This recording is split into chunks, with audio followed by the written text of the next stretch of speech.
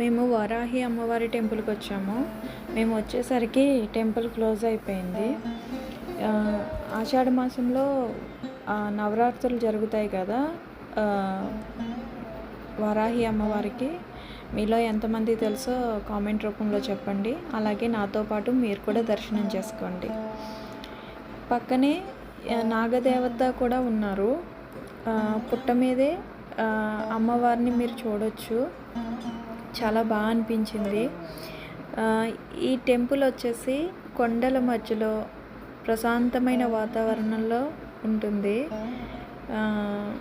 ఇంకా పక్కనే శివుడిని కూడా చూడొచ్చు, అంటే శివలింగం. చాలా బాగా అనిపించింది నాకైతే. చాలాసార్లు వచ్చాము ఇక్కడికి. ఇంతకుముందు వారాహి అమ్మవారి టెంపుల్ అన్నా కదా, క్లాత్ వేసేసి ఉండేది. కానీ ఇప్పుడైతే గ్రిల్ పెట్టారు కాబట్టి అలా అన్న దర్శనం జరిగింది. ఇంకా ఈ టెంపుల్ వచ్చేసి ఎప్పుడూ ఇలా దీపం వెలుగుతూనే ఉంటుంది. మీరు కూడా దర్శనం చేసుకోవచ్చు.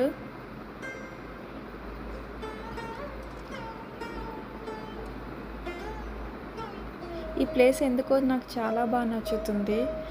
ప్రశాంతంగా ఉంటుంది కాబట్టి ఏ టెంపుల్కి వెళ్ళినా ఆ పీస్ అనేది ఉంటుంది కాబట్టి మనం చెప్పక్కర్లేదు.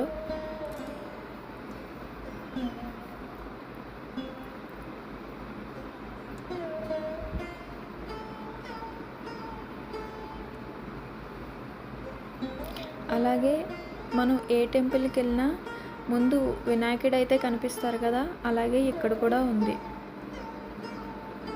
ఇంకా ఈ వీడియో పూర్తిగా చూడండి, సపోర్ట్ చేయండి. ఇంకా పైన ఈ విగ్రహాలను కూడా చూడండి. Thank you.